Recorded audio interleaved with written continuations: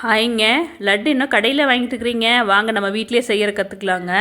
அதுக்கு வந்து ஒரு 1/2 கிலோ கடலை மாவு எடுத்துக்கோங்க. ஒரு பாத்திரத்தில் ஜலிச்சு போட்டு வச்சுக்கோங்க.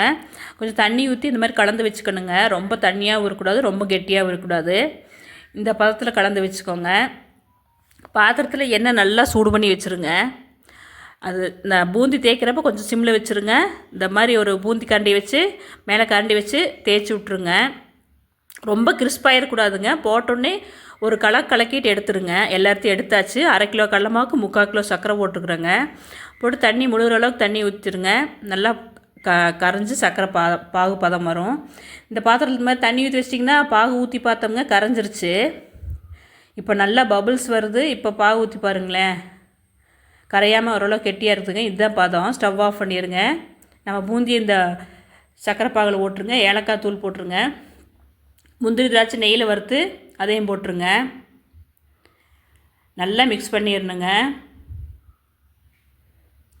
ஒரு கொஞ்சம் ஆற வரைக்கும் வச்சுருங்க. கொஞ்சம் வெது வெதுப்பாடு இருக்கட்டும். ஒரு 1/2 மணி நேரம் வச்சுருங்க. ஓரளவுக்கு நல்லா ஆறி இருக்கும். இந்த மாதிரி ஒரு கரண்டியோ மத்தோ வச்சு நல்லா இந்த மாதிரி உடச்சி விட்ருங்க. பூந்தி லைட்டாக உடச்சிருங்க. நல்லா மிக்ஸ் பண்ணிடுங்க. நான் வந்து இது ஆப்ஷனல் தாங்க. நான் கொஞ்சம் மிக்ஸி ஜாரில் எப்போவுமே ஒரு கை போட்டு இந்த மாதிரி பூந்தியை போட்டு நல்லா மிக்ஸ் பண்ணி எடுத்துடுவேங்க. அப்புறம் லட்டு உருண்டை பிடிச்சி பாருங்களேன், சூப்பரான லட்டு ரெடி ஆயிடுச்சுங்க.